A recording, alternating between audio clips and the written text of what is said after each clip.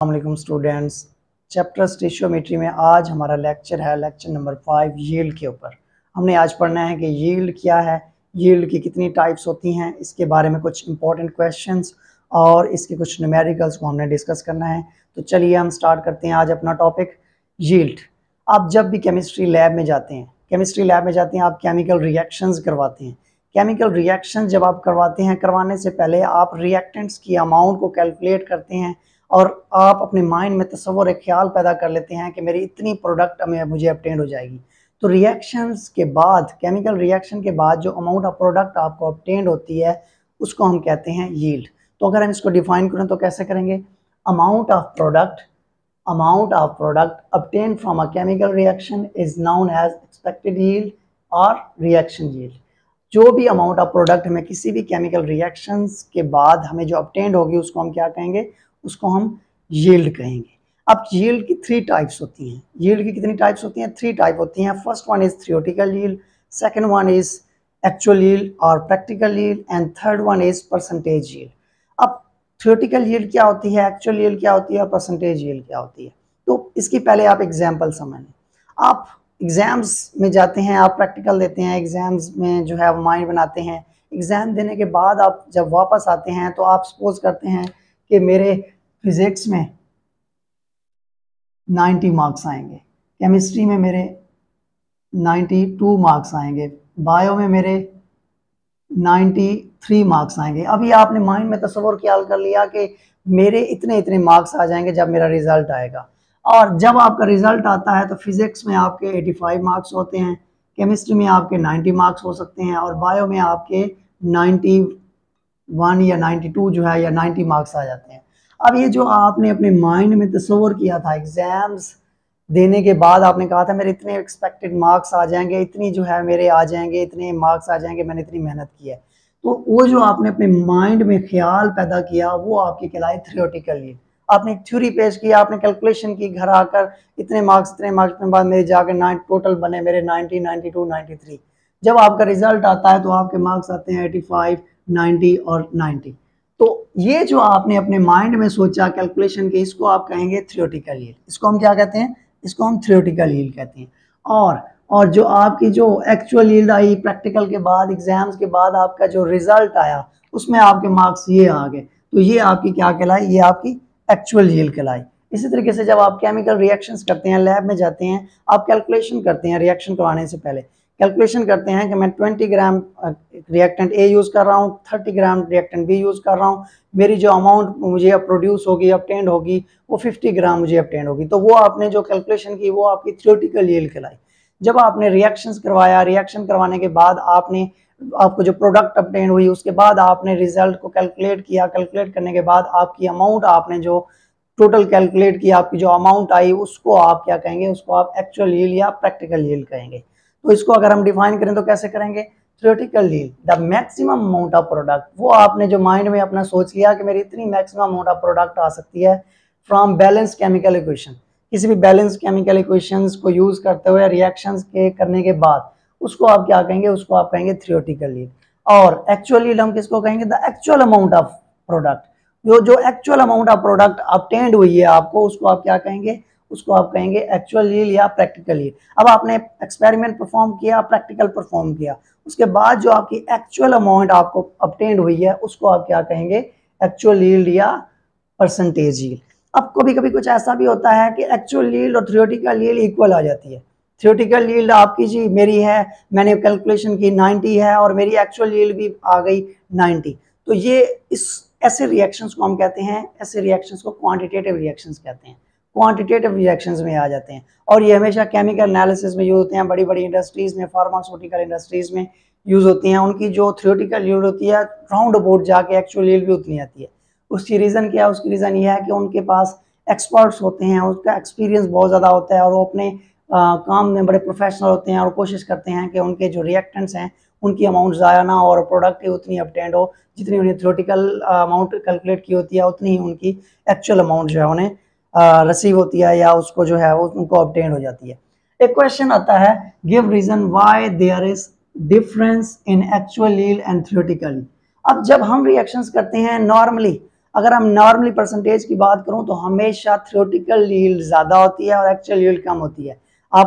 आप जब एग्जाम दे के आते हैं तो आप कहते हैं कि मेरे मार्क्स इतने इतने आ जाएंगे, लेकिन कभी भी इतने नहीं आते, वो हमेशा कम ही आते हैं।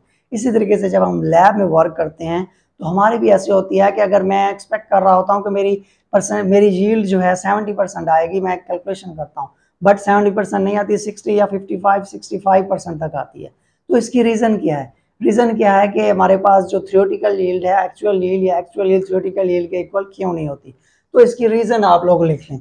इसकी रीज़न ये है कि हो सकता है कि रिएक्टेंट ने एक दूसरे के साथ रिएक्शन ही ना किया हो सकता है कि रिएक्टेंट ने एक दूसरे के साथ रिएक्ट ही ना किया हो, maybe there is no reaction, maybe there is no reaction between reactants, हो सकता है कि रिएक्टेंट्स के दरमियान रिएक्शन ही ना हुआ हो। दूसरी इसके रीज़न ये है कि हो सकता है रिएक्शन रिवर्सिबल हो गया हो सकता है रिएक्शन रिवर्सिबल हो गया हो कि रिएक्टेंट प्रोडक्ट में चेंज हुए हैं और दोबारा प्रोडक्ट रिएक्टेंट में चेंज हो रही है।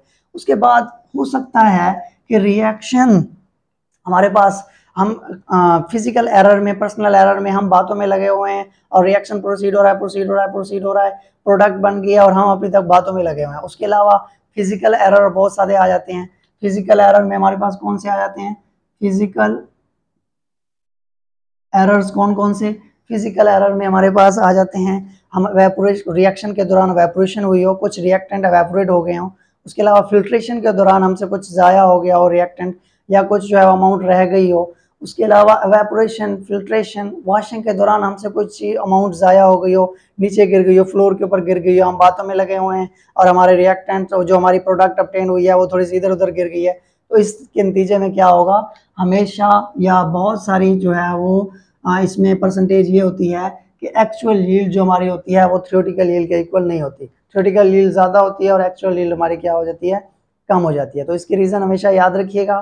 फर्स्ट रीज़न ये है कि हो सकता है रिएक्टेंट एक दूसरे के साथ रिएक्शन ही ना हुआ हो, रिएक्टेंट कंबाइन ना हुआ हो सकता है रिएक्शन रिवर्सिबल हो गया हो सकता है हमारे पास फिजिकल एरर में हमारे पास एवेपोरेशन में कुछ ज़ाया हो गया हो, पर्सनल एरर में हमारे पास एक्सपर्टीज़ हमारे पास ना हो, हम एक्सपर्ट नहीं है अपने काम में, हम जाके लेबॉर्ट्री में काम करना शुरू हो गए हैं, तो 100% श्योर है कि हमारी जो थ्योरेटिकल यील्ड होगी वो ज़्यादा होगी, जो हमने कैलकुलेशन की हुई होंगी वो ज़्यादा होंगी, और हमारी जो एक्सपेक्टेड यील्ड होगी परफॉर्म करने के बाद एक्सपेरिमेंट को वो कम आएगी। एक्सपर्टीज़ हमारी ना हो, प्रोफेशनल ना हो हम अपने काम में, एवेपोरेशन के दौरान कुछ जो है वो एवेपोरेट हो गए हों रिएक्टेंट, या रिएक्शंस के दौरान रिएक्शन में जो केमिकल्स हम यूज़ कर रहे हैं वो एवेपोरेट हो गए हों, फिल्ट्रेशन के दौरान, एवेपोरेशन के दौरान, उसके अलावा वॉशिंग के दौरान, ये हमारे पास आ जाते हैं फिजिकल एरर में, फिजिकल प्रोसेस में। तो ये कुछ रीज़न है जिसके नतीजे में क्या हो सकता है कि एक्चुअल यील्ड हमेशा कम आती है और थ्योरेटिकल यील्ड ज़्यादा आती है। थर्ड टाइप हमारे पास है परसेंटेज यील्ड। परसेंटेज यील्ड क्या होती है? परसेंटेज यील्ड होती है the ratio of actual yield, the ratio of actual yield of practical yield to the ratio of theoretical yield, multiply by 100। ये हमारे पास क्या कहलाती है? ये हमारे पास कहलाती है परसेंटेज यील्ड। अब परसेंटेज यील्ड के लिए कुछ फार्मूलाज, कुछ न्यूमेरिकल्स आते हैं कि परसेंटेज निकालें जी। कोई भी आपको केमिकल रिएक्शन दे देंगे, अमाउंट दे देंगे, उसमें आपको एक्चुअल अमाउंट दे देंगे, एक्चुअल यील्ड दे देंगे और कहेंगे थ्योरेटिकल यील्ड फाइंड आउट करें। थ्योरेटिकल यील्ड फाइंड आउट करने के बाद फिर पूछेगा कि परसेंटेज यील्ड फाइंड आउट करें। तो इस फार्मूले के थ्रू आप क्या करेंगे? इजीली आप परसेंटेज यील्ड फाइंड आउट कर सकेंगे। तो चलिए स्टार्ट करते हैं अपना न्यूमेरिकल। क्वेश्चन है magnesium react with oxygen to form magnesium oxide. कह रहा है कि मैग्नीशियम रिएक्ट करता है ऑक्सीजन के साथ, वो बना देता है मैग्नीशियम ऑक्साइड। अब कह रहा है कि if 4 gram of magnesium react with excess of O2 to produce 4.24 gram of magnesium oxide, calculate the percentage yield of magnesium oxide. तो इसका डाटा बना लेते हैं हम। डाटा में हमारे पास क्या आएगा? डाटा में हमारे पास फर्स्ट वन तो हमारे पास यहाँ पे है 4 gram of magnesium, mass of magnesium कितना है जी? 4 ग्राम। उसके बाद हमारे पास मैस दिया हुआ है मैग्नीशियम ऑक्साइड का, मैस ऑफ मैग्नीशियम ऑक्साइड ये कितना है? 4.24 ग्राम। और क्या रहा है कि जी परसेंटेज यील्ड फाइंड आउट करें, परसेंटेज यील्ड फाइंड आउट करें। अब अगर आप यहाँ पे गौर करें तो कह रहा है कि अगर 4 ग्राम मैग्नीशियम रिएक्ट करेगा एक्सेस ऑफ ऑक्सीजन के साथ तो वो प्रोड्यूस करेगा 4.24 ग्राम ऑफ मैग्नीशियम ऑक्साइड। तो ये प्रोड्यूस कर रहा है मैग्नीशियम ऑक्साइड, यानी कि रिएक्शन हमारा हो गया है, हमारे पास अमाउंट ऑब्टेन्ड हो गई है। तो हमने यहाँ पे पढ़ा है कि हमारे पास जो एक्चुअल अमाउंट हमें ऑब्टेन्ड हुई है उसको हम क्या कहेंगे, एक्चुअल यील्ड या प्रैक्टिकल यील्ड। तो इसको हम क्या कहेंगे, इसको हम कहेंगे actual yield of MgO, actual yield of MgO. तो हमारे पास ये क्या हो गई, एक्चुअल यील्ड मैग्नीशियम ऑक्साइड की। उसके बाद हमने क्या फाइंड आउट करना है, हमने फाइंड आउट करना है परसेंटेज यील्ड। तो परसेंटेज यील्ड के लिए मैंने आपको एक ट्रिक बताया था रेशियो मेथड का, वो अप्लाई करते हैं, रिएक्शन लिखते हैं, सॉल्यूशन पे आते हैं जी। 2 mg plus O2 is equal to 2 MgO। अब यहाँ पे हमने क्या लिखना है, यहाँ पे हम लिखना है फ्रॉम इक्वेशन, फ्रॉम क्वेश्चन।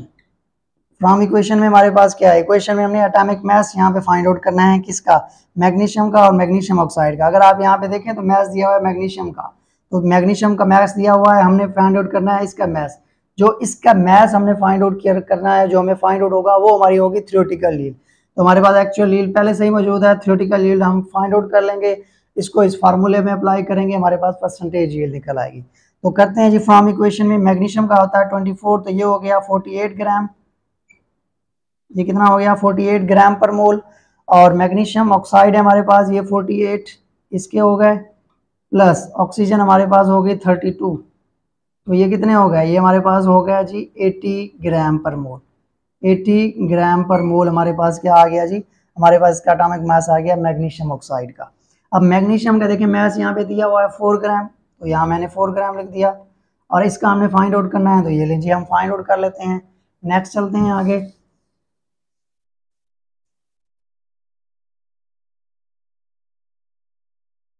अच्छा जी, अब इसको क्रॉस मल्टीप्लाई कर लेते हैं। ये क्रॉस मल्टीप्लाई किया मैंने, x multiply by 48 is equal to 4 multiply by 80। अब इसके साथ मल्टीप्लाई हो रहा है, ये होकर डिवाइड हो जाएगा, x is equal to 4 multiply by 80 divided by 48। जब हम इसको सॉर्ट आउट करते हैं तो इसका आंसर आता है हमारे पास 6.67 ग्राम, 6.67 ग्राम। अब ये हमारे पास क्या आ गई, हमारे पास ये थ्योरेटिकल यील्ड आ गई है, theoretical yield of MgO produce from magnesium. तो ये हमारे पास क्या हो गया जी, ये हमारे पास थ्योरेटिकल यील्ड आ गई। अब एक्चुअल यील्ड हमने अभी थोड़ी देर पहले, ये मैंने मैथ्स भी यहाँ पे लिखा था, एक्चुअल यील्ड हमारे पास ऑब्टेन्ड हुई थी ये वाली 4.24 ग्राम। तो एक्चुअल यील्ड हमारे पास ये है, और थ्योरेटिकल यील्ड हमने ये फाइंड आउट कर ली। तो फार्मूला हमारे पास क्या है, percentage yield is equal to actual yield divided by theoretical yield multiply by 100। Actual yield हमारे पास क्या है 4.24 ग्राम, अभी मैंने यहाँ पे थोड़ी देर पहले लिखी भी थी, जो इसके मैंने इरेज कर दी है। ये प्रोड्यूस हुई है एक्चुअल अमाउंट 4.24 ग्राम, तो मैं यहाँ पे लिख रहा हूँ 4.24 gram actual yield divided by theoretical yield अभी कितने निकली है 6.67 ग्राम मल्टीप्लाई बाय 100। तो आंसर देखते हैं क्या आता है हमारे पास, आंसर हमारा आया जी 63.5%, 63.5%। ये हमारे पास आ गई है जी परसेंटेज यील्ड। तो इस तरीके से आपने एक्चुअल यील्ड थ्योरेटिकल यील्ड को यूज करते हुए परसेंटेज यील्ड निकाल लेनी है। आपने कि जस्ट इक्वेशन को गौर से देखना है कि हमारे पास इक्वेशन में क्या क्या चीजें यूज हो रही है। तो यहाँ पे अगर आप देखें तो लिखा हुआ है excess of O2 to produce 4.24 gram of magnesium oxide. तो ये प्रोड्यूस कर रहा है, तो इसका मतलब ये है कि ये हमारे पास एक्सपेरिमेंट के बाद हमें एक्चुअल यील्ड ऑब्टेन हुई है। अब तो इक्वेशन के थ्रू हम रेशियो मेथड अप्लाई करते हुए थ्योरेटिकल यील्ड फाइंड आउट कर लेंगे, और फार्मूले को यूज करते हुए actual yield divided bye 40 theoretical yield multiply by 100 multiply करेंगे, तो हमारे पास परसेंटेज यील्ड निकल आएगी किसकी, ये निकल आएगी जी percentage yield of magnesium oxide. ये हमारे पास क्या आ गई जी, ये हमारे पास आ गई परसेंटेज यील्ड किसकी, मैग्नीशियम ऑक्साइड की।